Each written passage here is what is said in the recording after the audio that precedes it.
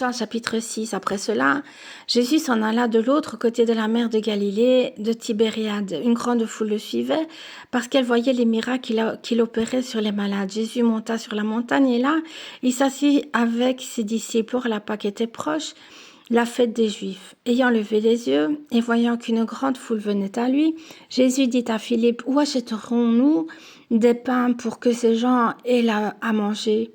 Il disait cela pour l'éprouver, car il savait ce qu'il allait faire. Et Philippe lui répondit, « Les pains qu'on aurait pour 200 deniers ne suffiraient pas pour que chacun en reçût un peu. » Un de ses disciples, André, frère de Simon-Pierre, lui dit, « Il y a ici un jeune homme qui a 5 pains d'orge et 2 poissons. Mais qu'est-ce que cela pour tant de gens ?»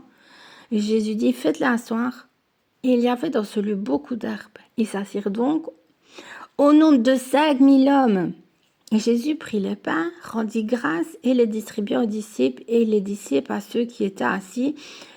Il leur donna de même des poissons autant qu'ils en voulurent. Et lorsqu'ils furent rassasiés, il dit à ses disciples, ramassez les morceaux qui restent, afin que rien ne se perde. Ils les ramassèrent donc et ils remplirent 12 paniers avec les morceaux qui restèrent des 5 pains d'orge après que tous eurent mangé. Les gens ayant vu le miracle que Jésus avait fait disaient, « Celui-ci est vraiment le prophète qui doit venir dans le monde. » Et Jésus, sachant qu'ils allaient venir l'enlever pour le faire roi, se retira de nouveau sur la montagne lui seul. Quand le soir fut venu, ses disciples descendirent au bord de la mer, étant montés dans une barque qui traversait la mer pour se rendre à Capernaum. Il faisait déjà nuit et Jésus ne les avait pas encore rejoints. Il soufflait un grand vent et la mer était agitée. Après avoir ramé environ 25 ou 30 stades, ils virent Jésus marchant sur la mer et s'approchant de la barque. Et ils eurent peur. Et Jésus leur dit, « C'est moi, n'ayez pas peur. » Et ils voyaient donc le prendre dans la barque. Et aussitôt, la barque aborda au lieu où ils allaient. La foule qui était restée de l'autre côté de la mer avait remarqué qu'il ne se trouvait là qu'une seule barque et que Jésus n'était pas monté dans cette barque avec ses disciples, mais qu'ils étaient partis seuls. Le lendemain, quand d'autres barques étaient arrivées de Tibériade près du lieu où ils avaient mangé le pain, après que le Seigneur eut rendu grâce, les gens de la foule ayant vu que ni Jésus ni ses disciples n'étaient là, montèrent eux-mêmes dans ces barques et allèrent à Capernaum à la recherche de Jésus. Et l'ayant trouvé au-delà de la mer, ils lui dirent, « Rabbi, quand es-tu venu ici ?» Jésus leur répondit, « En vérité, je vous le dis, vous me cherchez non parce que vous avez vu des miracles, mais parce que vous avez mangé des pains et que vous avez été rassasiés. Travaillez non pour la nourriture qui périt, mais pour celle qui subsiste pour la vie éternelle et que le Fils de l'homme vous donnera, car c'est lui que le Père, que Dieu a marqué de son sceau, S-C-E-A-U. » Ils lui dirent, « Que devons-nous faire pour faire les œuvres de Dieu ?» Et Jésus leur répondit, « L'œuvre de Dieu, c'est que vous croyez en celui qui l'a envoyé. » « Quel miracle fais-tu donc, lui dirent-ils, afin que nous le voyions et que nous croyions en toi. Que fais-tu ? Nos pères ont mangé la manne dans le désert selon ce qui est écrit, il leur donna le pain du ciel à manger.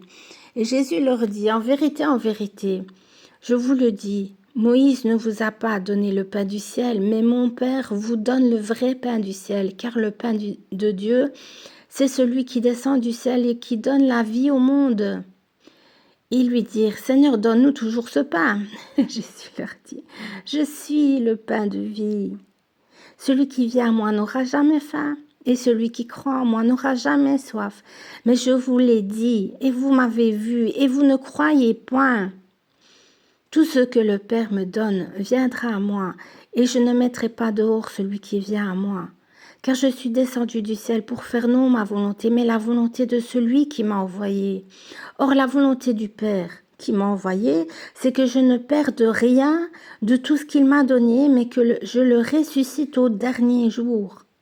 La volonté de celui qui m'a envoyé, c'est que quiconque voit le Fils et croit en lui ait la vie éternelle, et je le ressusciterai au dernier jour. Les Juifs murmuraient à ce sujet parce qu'il avait dit « Je suis le pain qui est descendu du ciel ». Et il disait « N'est-ce pas là Jésus, le fils de Joseph, celui dont nous connaissons le Père et la Mère? Comment donc dit-il « Je suis descendu du ciel » ?» Et Jésus leur répondit « Ne murmurez pas entre vous, nul ne peut venir à moi si le Père qui m'a envoyé ne l'attire. » Et je le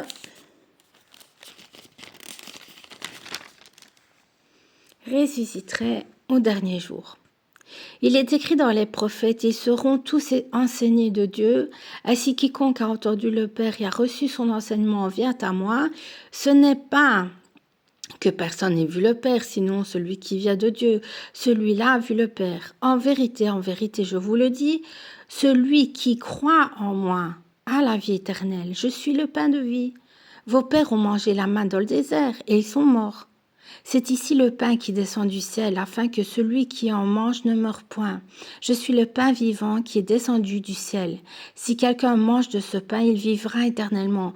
Et le pain que je donnerai, c'est ma chair, que je donnerai pour la vie du monde. Là-dessus, les Juifs disputaient entre eux, disant « Comment peut-il nous donner sa chair à manger ?» Et Jésus leur dit, en vérité, je vous le dis, si vous ne mangez la chair du Fils de l'homme et si vous ne buvez son sang, vous n'avez point la vie en vous-même. Celui qui mange ma chair et qui boit mon sang a la vie éternelle et je le ressusciterai au dernier jour, car ma chair est vraiment une nourriture et mon sang est vraiment un breuvage. Celui qui mange ma chair et qui boit mon sang demeure en moi et je demeure en lui. Comme le Père qui est vivant m'a envoyé et que je vis par le Père, ainsi celui qui me mange vivra par moi. C'est ici le pain qui est descendu du ciel, il n'en est pas comme de vos pères qui ont mangé de la manne et qui sont morts. Celui qui mange ce pain vivra éternellement. Jésus dit ces choses dans la synagogue enseignant à Capernaum. Plusieurs de ses disciples, après l'avoir entendu dire « Cette parole est dure, mais qui peut l'écouter ?» Et Jésus, sachant en lui-même que ses disciples murmuraient à ce sujet, leur dit « Cela vous scandalise-t-il ? Et si vous voyez le Fils de l'homme monter où il était auparavant ? C'est l'esprit qui vivifie, la chair ne sert de rien. Les paroles que je vous ai dites sont esprit et vie, mais il en est parmi vous quelques-uns qui ne croient point. Car Jésus savait dès le commencement qui étaient ceux qui ne croyaient point et qui était celui qui le livrerait. Et il ajouta, c'est pourquoi je vous ai dit que nul ne peut venir à moi si cela ne lui a été donné par le Père. Dès ce moment, plusieurs de ses disciples se retirèrent et n'allaient plus avec lui. Jésus donc dit aux 12, « Et vous, ne voulez-vous pas aussi vous en aller ?» Simon-Pierre lui répondit, « Seigneur, à qui irions-nous? Tu as les paroles de la vie éternelle.